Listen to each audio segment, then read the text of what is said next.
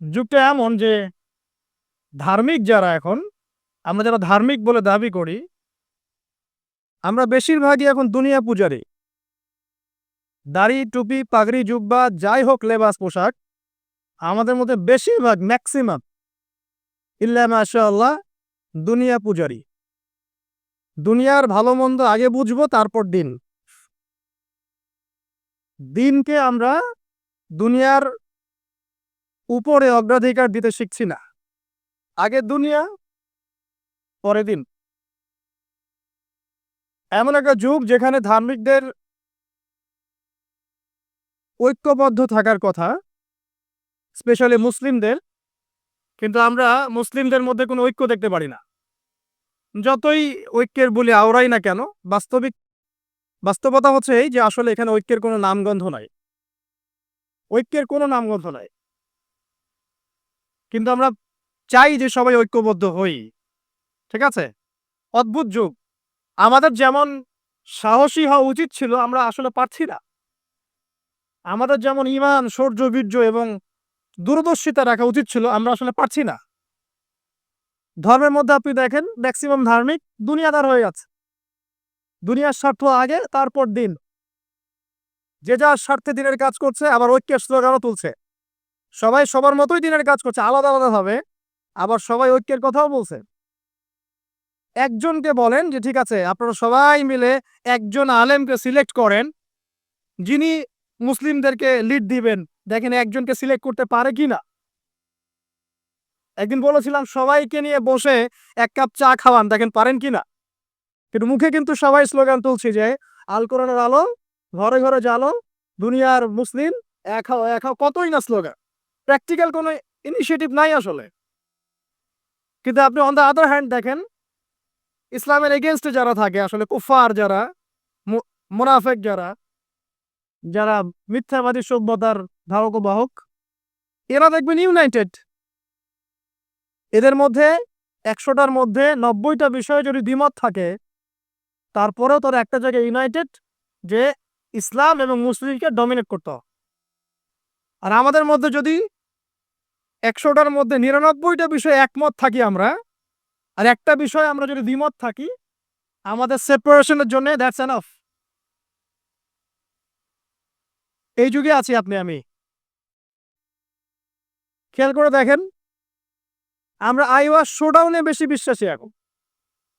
মুসলিমরা আমরা আইওয়াশ করতে বেশি পছন্দ করছি, শোডাউন করতে বেশি পছন্দ করছি।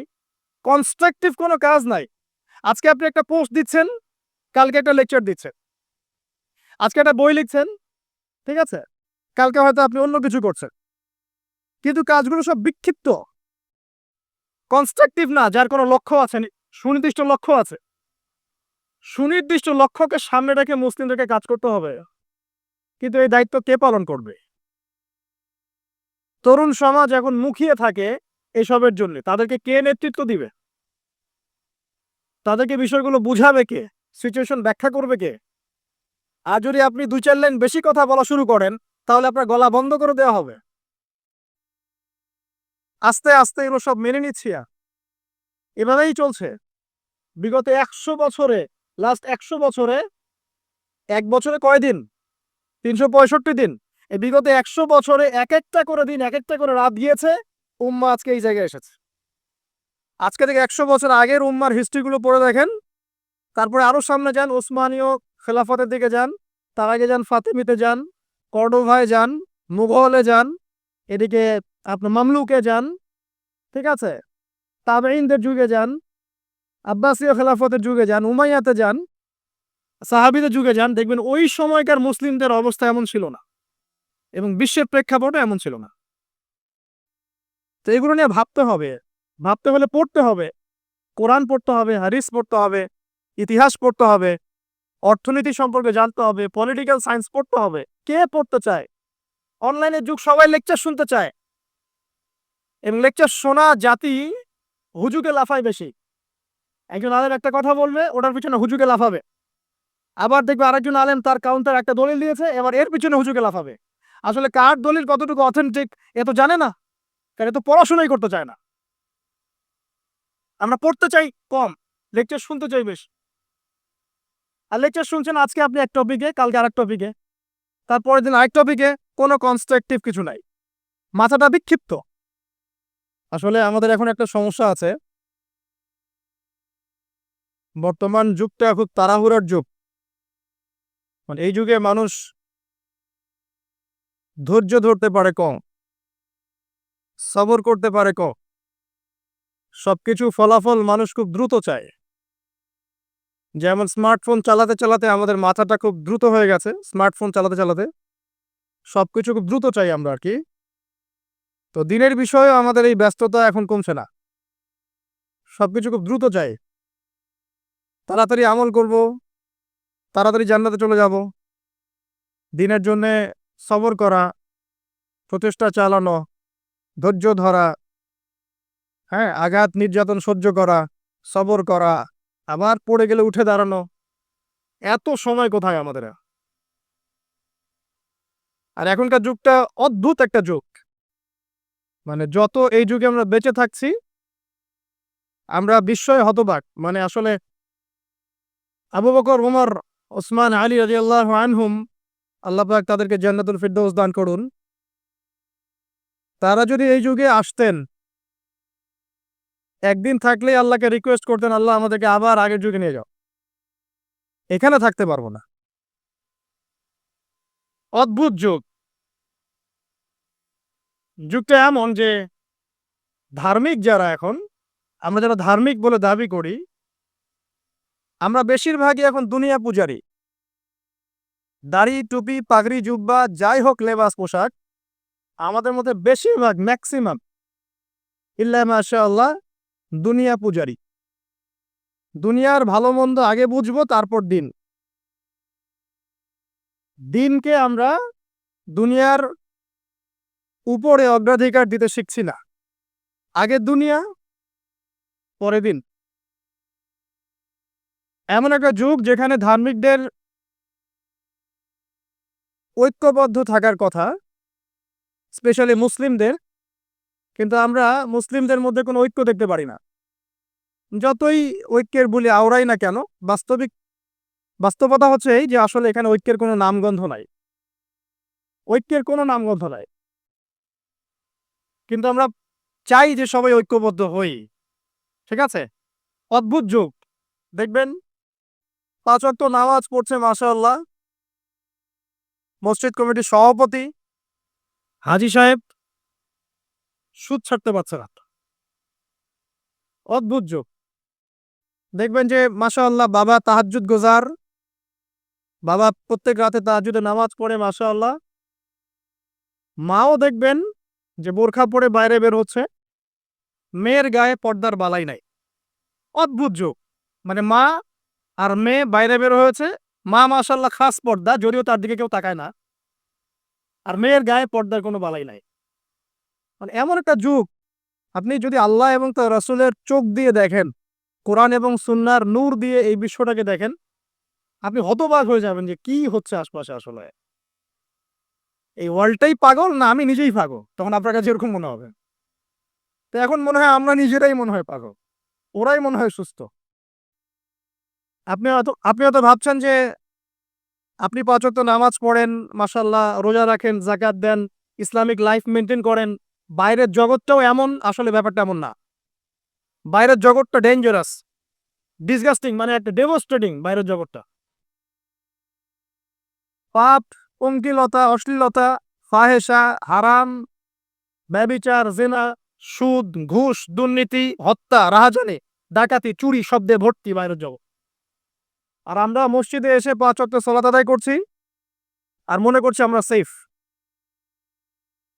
যতক্ষণ বাইরের পরিবেশটাও ইসলামের আদলে গড়ে উঠবে না, ততক্ষণ পর্যন্ত আমাদের ব্যক্তিগত জীবনের ইবাদত, পারিবারিক জীবনের ইবাদতগুলো দীর্ঘ সময় পর্যন্ত সাস্টেইন করতে পারবে না।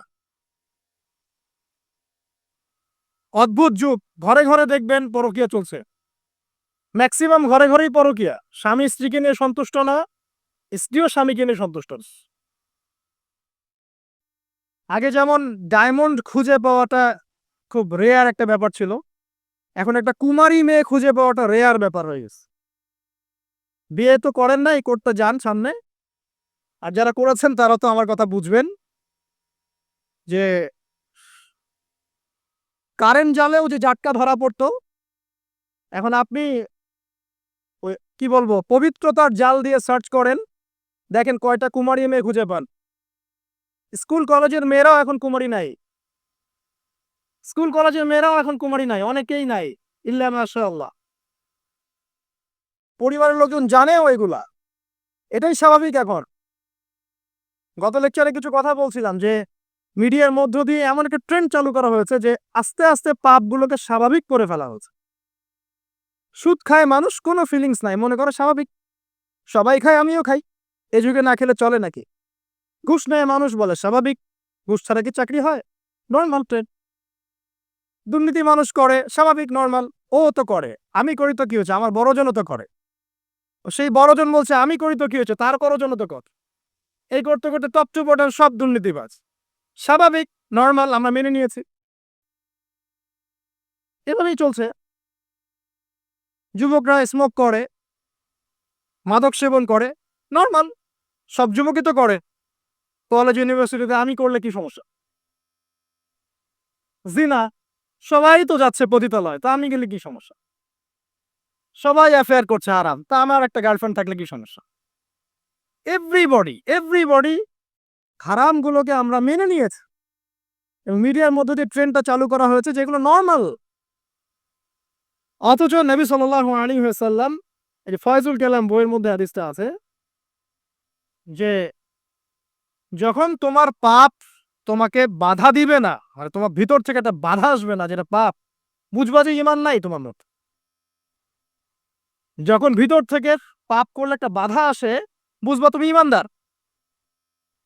মানে পাপ করলে যদি বাধা আসে ভিতর থেকে যে আমি এটা খারাপ কাজ করেছি, আল্লাহর কাছে আমাকে তওবা করতে হবে, ইস্তেগফার করতে হবে, তখন বুঝবেন যে আপনার ভিতর ঈমান আছে। এই জন্য আল্লাহ পাক আপনার মনের মধ্যে এই চিন্তা নিয়ে আসছেন, আলহামদুলিল্লাহ। যখন পাপ করতে করতে দেখবেন আপনার মনে কোনো ফিলিংসই নাই, তখন বুঝবেন যে আসলে আপনার ভিতর ঈমান আর কিছু বাকি নাই, যেটা আছে খালি ফস্কার মতো, একটা নুক্তার মতো। নবীজি বলেছেন সাল্লাল্লাহু আলাইহি ওয়াসাল্লাম,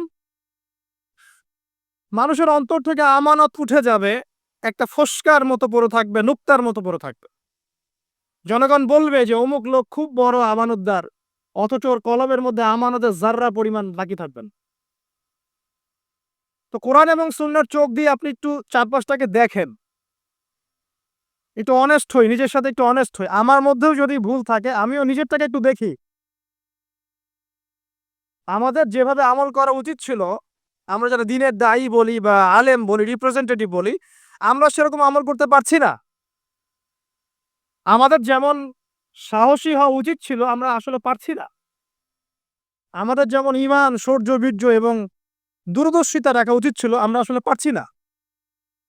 ধর্মের মধ্যে আপনি দেখেন ম্যাক্সিমাম ধার্মিক দুনিয়াদার হয়ে আছে, দুনিয়ার স্বার্থ আগে, তারপর দিন। যে যার স্বার্থে দিনের কাজ করছে, আবার ঐক্যের স্লোগানও তুলছে। সবাই সবার মতোই দিনের কাজ করছে, আলাদা আলাদা ভাবে, আবার সবাই ঐক্যের কথাও বলছে। একজনকে বলেন যে ঠিক আছে আপনারা সবাই মিলে একজন আলেমকে সিলেক্ট করেন যিনি মুসলিমদেরকে লিড দিবেন, দেখেন একজনকে সিলেক্ট করতে পারে কিনা। একদিন বলেছিলাম সবাইকে নিয়ে বসে এক কাপ চা খাওয়ান, দেখেন পারেন কিনা। কিন্তু মুখে কিন্তু সবাই স্লোগান তুলছি যে আল কোরআনের আলো, ঘরে ঘরে জালো, দুনিয়ার মুসলিম এক হও এক হও, কতই না স্লোগান, প্র্যাকটিক্যাল কোনো ইনিশিয়েটিভ নাই আসলে। কিন্তু আপনি অন দ্য আদার হ্যান্ড দেখেন ইসলামের এগেনস্টে যারা থাকে, আসলে কুফার যারা, মুনাফেক যারা, যারা মিথ্যাবাদী সভ্যতার ধারক বাহক, এরা দেখবেন ইউনাইটেড। এদের মধ্যে 100টার মধ্যে 90টা বিষয়ে যদি দ্বিমত থাকে, তারপরেও তারা একটা জায়গায় ইউনাইটেড যে ইসলাম এবং মুসলিমকে ডমিনেট করতে হবে। আর আমাদের মধ্যে যদি 100টার মধ্যে 99টা বিষয়ে একমত থাকি আমরা, আর একটা বিষয়ে আমরা যদি দ্বিমত থাকি, আমাদের সেপারেশনের জন্য দ্যাটস এনাফ। এই যুগে আছি আপনি আমি। খেয়াল করে দেখেন, আমরা আইওয়া শোডাউনে বেশি বিশ্বাসী এখন। মুসলিমরা আমরা আইওয়াশ করতে বেশি পছন্দ করছি, শোডাউন করতে বেশি পছন্দ করছি। কনস্ট্রাকটিভ কোনো কাজ নাই। আজকে আপনি একটা পোস্ট দিচ্ছেন, কালকে একটা লেকচার দিচ্ছেন, আজকে একটা বই লিখছেন, ঠিক আছে, কালকে হয়তো আপনি অন্য কিছু করছেন, কিন্তু কাজগুলো সব বিক্ষিপ্ত, কনস্ট্রাকটিভ না, যার কোনো লক্ষ্য আছে, সুনির্দিষ্ট লক্ষ্য আছে। সুনির্দিষ্ট লক্ষ্যকে সামনে রেখে মুসলিমদেরকে কাজ করতে হবে, কিন্তু এই দায়িত্ব কে পালন করবে? তরুণ সমাজ এখন মুখিয়ে থাকে এসবের জন্য, তাদেরকে কে নেতৃত্ব দিবে? তাদেরকে বিষয়গুলো বুঝাবে কে? সিচুয়েশন ব্যাখ্যা করবে কে? আর যদি আপনি 2-4 লাইন বেশি কথা বলা শুরু করেন, তাহলে আপনার গলা বন্ধ করে দেওয়া হবে। আস্তে আস্তে এগুলো সব মেনে নিচ্ছি, এভাবেই চলছে বিগত 100 বছরে। লাস্ট 100 বছরে, 1 বছরে কয় দিন? 365 দিন। এই বিগত 100 বছরে এক একটা করে দিন, এক একটা করে রাত গিয়েছে, উম্মাহ আজকে এই জায়গায় এসেছে। আজকে থেকে 100 বছর আগের উম্মার হিস্ট্রিগুলো পড়ে দেখেন, তারপরে আরো সামনে যান, ওসমানীয় খেলাফতের দিকে যান, তার আগে যান ফাতেমিতে যান, কর্ডোভায় যান, মুঘলে যান, এদিকে আপনার মামলুকে যান, ঠিক আছে, তাবেঈনদের যুগে যান, আব্বাসীয় খেলাফতের যুগে যান, উমাইয়াতে যান, সাহাবীদের যুগে যান, দেখবেন ওই সময়কার মুসলিমদের অবস্থা এমন ছিল না, এবং বিশ্বের প্রেক্ষাপটে এমন ছিল না। তো এগুলো নিয়ে ভাবতে হবে। ভাবতে হলে পড়তে হবে, কোরআন পড়তে হবে, হাদিস পড়তে হবে, ইতিহাস পড়তে হবে, অর্থনীতি সম্পর্কে জানতে হবে, পলিটিক্যাল সায়েন্স পড়তে হবে। কে পড়তে চায়? অনলাইনের যুগ, সবাই লেকচার শুনতে চায়, এবং লেকচার শোনা জাতি হুজুকে লাফায় বেশি। একজন আলেম একটা কথা বলবে, ওটার পিছনে হুজুকে লাফাবে। আবার দেখবে আরেকজন আলেম তার কাউন্টার একটা দলিল দিয়েছে, এবার এর পিছনে হুজুকে লাফাবে। আসলে কার দলিল কতটুকু অথেন্টিক এ তো জানে না, কারণ এ তো পড়াশোনাই করতে চায় না। আমরা পড়তে চাই কম, লেকচার শুনতে চাই বেশি। আর লেকচার শুনছেন আজকে আপনি এক টপিকে, কালকে আরেক টপিকে, তারপরের দিন আরেক টপিকে, কোনো কনস্ট্রাকটিভ কিছু নাই, মাথাটা বিক্ষিপ্ত। কেমন জানেন? ধরেন যে আমাদের প্রত্যেকের বাসায় একটা করে ডায়েরি আছে।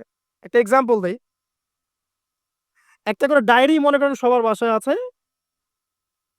যুগটা এমন যে এই ডায়েরিতে আপনি যাই লিখবেন সবাই দেখতে পারবে, যাদেরকে আপনি অ্যাক্সেস দিবেন সবাই এই লেখাটা দেখতে পারবে। এখন আপনি মনে করেন বাসায় শুয়ে আছেন এসি রুমের নিচে, তা আপনি দেখছেন যে বিশ্বের কোনো জায়গায় মুসলিমকে নির্যাতন করা হচ্ছে, কোনো জায়গায় একটা মেয়েকে রেপ করা হলো, কোনো জায়গায় কি বলবো শিশুদেরকে বোম মেরে হত্যা করা হচ্ছে, কোনো জায়গায় জুলুম হচ্ছে ইত্যাদি। আপনি এগুলো শুয়ে শুয়ে দেখছেন, আপনার ডায়েরিতে আপনি এগুলো দেখছেন। এবার আপনি বিছানায় শুয়ে শুয়ে এগুলো নিয়ে চিন্তা করতে করতে করতে করতে আপনি ফেড আপ, যে আসলে কিছু তো করতে হবে, এগুলো তো মেনে নেওয়া যায় না, কিছু একটা তো করতে হবে। কি করব? তো লেপটা সুন্দর করে গা থেকে সরিয়ে, যোদ্ধার মতো একদম গা থেকে একদম কম্বলটা সরিয়ে উঠে ডায়েরিটা হাতে নিলেন, নিয়ে লিখলেন যে উম্মার আজকে এই অবস্থা, এই করতে হবে, সেই করতে হবে, এটা করতে হবে, ওটা করতে হবে। ডায়েরি বন্ধ করে রেখে দিলেন, আবার গিয়ে খুলবো। This is Facebook. এটাই ফেসবুক। কনস্ট্রাকটিভ কোনো কাজ নাই।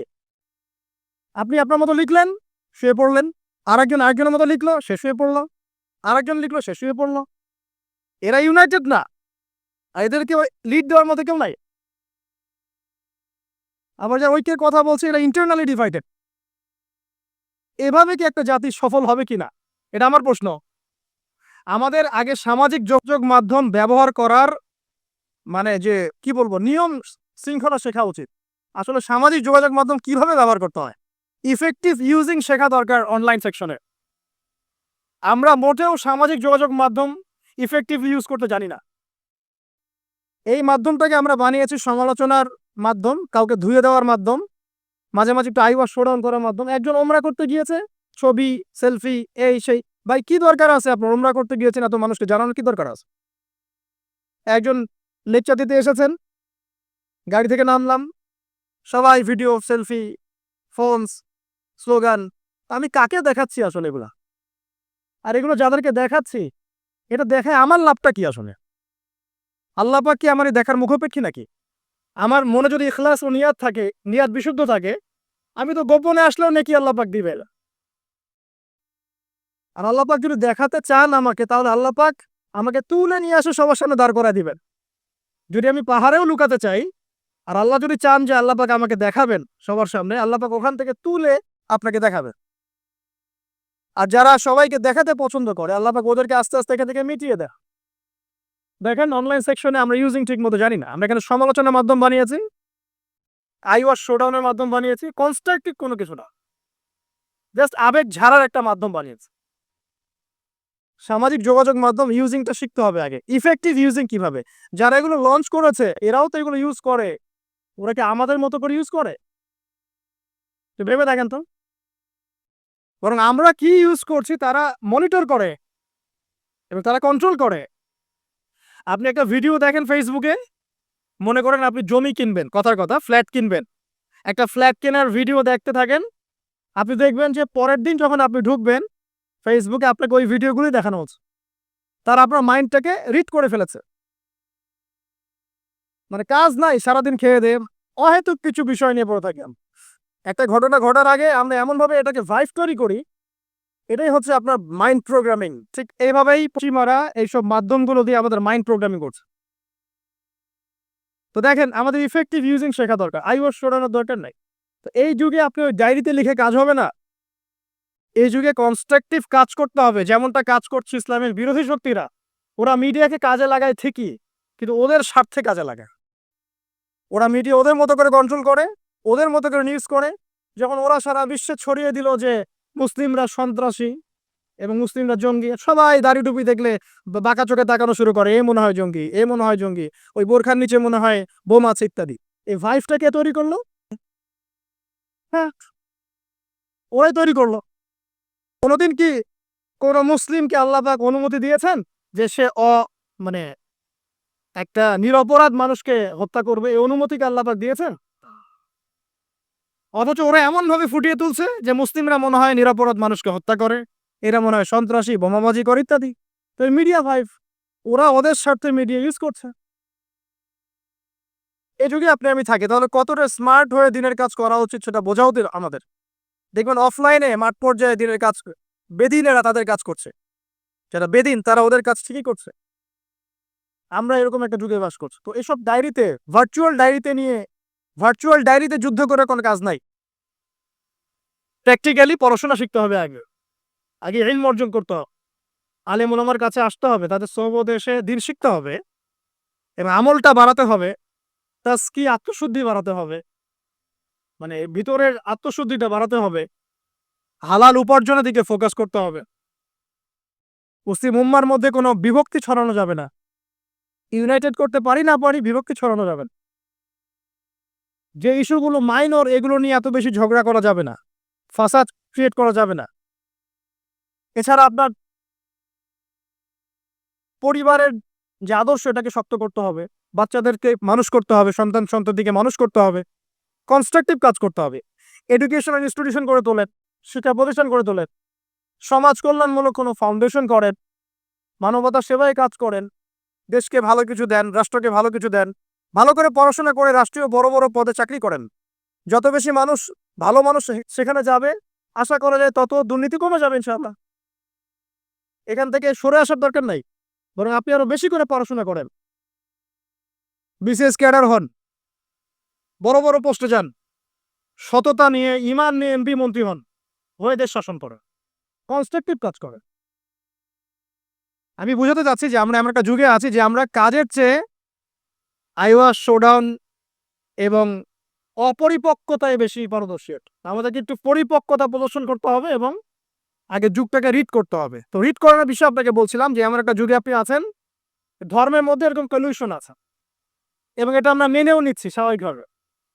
ব্যক্তি জীবনে আসেন, ব্যক্তি জীবনের মধ্যে দিনদারিতা কমে যাচ্ছে, যুবকরা মাশাআল্লাহ আল্লাহ দিকে আসছে, কিন্তু অনেকের মধ্যে কমেও যাচ্ছে।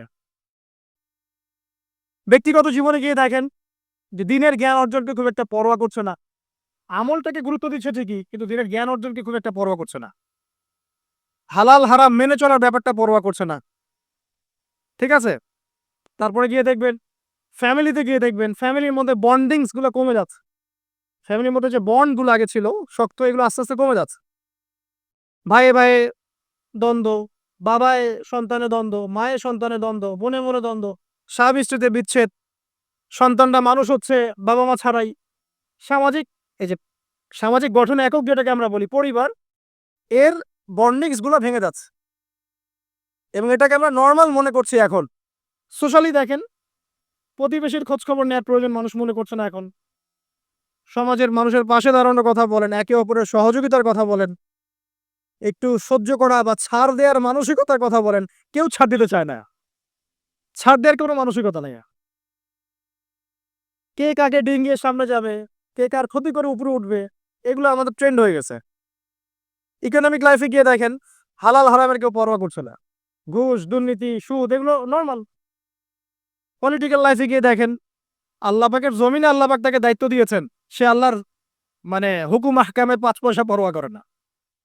আল্লাহ পাকের জমিন, আল্লাহ পাকের জমিনে আল্লাহ পাক তাকে দায়িত্ব দিয়েছেন, কিন্তু সে দেখবেন আল্লাহ পাকের বিধানের 5 পয়সা পরোয়া করছে, অথচ আল্লাহ পাকই তাকে দায়িত্ব দিয়েছে। বৈশ্বিক প্রেক্ষাপটে গিয়ে দেখেন খালি খালি অস্ত্র বিক্রির বাণিজ্য, কোন দেশে যুদ্ধ লাগিয়ে দেওয়া যাবে, আর কোন মুসলিম দেশগুলোকে ডমিনেট করা যাবে, আর কোথায় মানুষকে সুদের ঋণে জালে ফেলা যাবে। আপনি আগে চারপাশ চিনতে শেখেন, পরিবার দেখেন, আপনার ব্যক্তি জীবনটা দেখেন, ধর্ম দেখেন, অর্থনীতি রাজনীতি দেখেন। কোন চোখ দিয়ে দেখবেন? কোরআন এবং হাদিসের চোখ দিয়ে দেখেন। তারপর দেখবেন আসলে কোনো কিছুই ঠিক চলছে না, নাহলে আপনার কাছে মনে হবে সব ঠিক চলছে।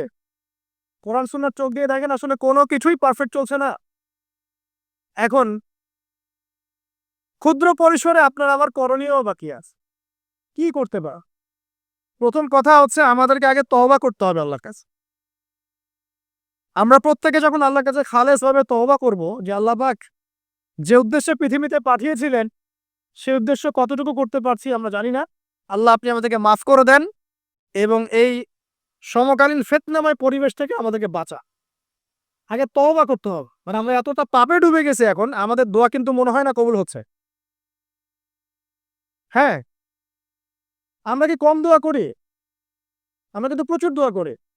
ওয়াজ মাহফিলের শেষে করি, ফরজ নামাজের পরে করি, দোকান উদ্বোধন করতে গেলে করি, কোনো সময় মাশাআল্লাহ দেখা যায় স্ট্যাচু উদ্বোধন করতে গিয়েও দোয়া করি। আমরা দোয়া করতেই থাকি, কিন্তু দোয়া কতটুকু কবুল হয় আল্লাহ ভালো জানে। কবুল না হওয়ার একটা অন্যতম কারণ হচ্ছে পাপ। যখন আমরা পাপে লিপ্ত থাকবো দোয়া কিন্তু খুব একটা কবুল হয় না। ইল্লা মাশাআল্লাহ, আল্লাহ পাক চাইলে করতে পারেন, কিন্তু পাপে নিমজ্জিত থাকা অবস্থায় আল্লাহ পাক রাগান্বিত থাকেন। যতক্ষণ তওবা করছে ততক্ষণ দোয়া কবুল হচ্ছে। আগে তওবা করে ফিরে আসতে হয়। তারপর কি করতে পারি? আগে আমাদের ওই যে বললাম একটা কনস্ট্রাকটিভ লক্ষ্য থাকতে হবে যে আমরা কি চাচ্ছি আসলে। আমরা কি চাচ্ছি ভাই? দুনিয়াতে এসেছি, যে কয়দিন হায়াত আছে আল্লাহ পাকের হুকুম আহকাম পালন করব, মৃত্যুবরণ করব, জান্নাতে যেতে চাই। এই তো, এই চাওয়াটা হচ্ছে এভারেজ মুসলিমদের চাওয়া। এভারেজ মুসলিম মানে নর্মাল যারা মুসলিম তারা সবাই এভাবেই চায়। এর বাইরে গিয়েও কিছু চাওয়া শিখতে হবে যে আমি একাই শুধু জান্নাতে গিয়ে বাঁচতে চাই না, বরং আমার পরিবার সমাজটাকে নিয়ে বাঁচতে চাই। অর্ডিনারি মুসলিমদের কাজ। যারা এভারেজ মুসলিম তারা শুধু নিজেকে নিয়েই ব্যস্ত থাকে, আর যারা এক্সট্রা অর্ডিনারি মুসলিম তারা সবাইকে নিয়ে চিন্তা করে। এবং যাদের হাত দিয়ে সমাজ বিপ্লব ঘটেছে বা উম্মাহ ভালো কিছু পেয়েছে তারা কখনো নিজের স্বার্থ নিয়ে পড়ে থাকে না। তো আমাদেরকে এভারেজ মুসলিম হলে চলবে না, একটু এক্সট্রা অর্ডিনারি কিছু চিন্তা করতে হবে। লক্ষ্যটা স্থির করতে হবে আগে। 1 নাম্বার তওবা, 2 নাম্বার লক্ষ্য স্থির করা, 3 নাম্বার নিজের জীবনের মূল্য বোঝা। আল্লাহ পাক যে আমাদেরকে 60, 70, 100 বছর হায়াত দিয়েছেন এর মূল্যটা তো বুঝতে হবে। আমরা যারা সবাই এভরিবডি, আমরা কেউ বাদ না, আমরা যারা অনলাইন সেকশনে দিনের বেশিরভাগ সময় নষ্ট করছি আমরা কি আদৌ হায়াতের মূল্য বুঝতে পারছি? আমরা যারা চায়ের দোকানে বসে আড্ডা পিটাচ্ছি, বন্ধুদের সাথে গল্প করছি, হয়তো গেমস আর স্পোর্টস এবং ইউটিউবিং, ফেসবুকিং বলেন, টিকটকে আমরা সময় নষ্ট করছি, আমরা কি আদৌ আমাদের হায়াতের মূল্য বুঝতে শিখেছি কিনা? অনেকে দেখবেন বার্ধক্যে উপনীত হয়েছে তারপরেও সে এভাবেই লাইফ লিড করছে। দিব্যি একটা আড্ডার মজলিসে বসলো, 3, 4, 5 ঘন্টা সে কাটিয়ে দিল। সে বুঝতেই পারছে না কি জন্য আল্লাহ পাক তাকে দুনিয়াতে পাঠিয়েছে। তো আমাদেরকে আগে বুঝতে হবে যে আমাদের হায়াতের মূল্য কি। একটা দিন চলে যাচ্ছে, আর পাবো না। আজকের এই যে সেশন করতে পারছি এটা আর কখনো ফিরে আসবে না। যদি এখান থেকে উপকৃত হতে পারি আলহামদুলিল্লাহ, না পারলে এই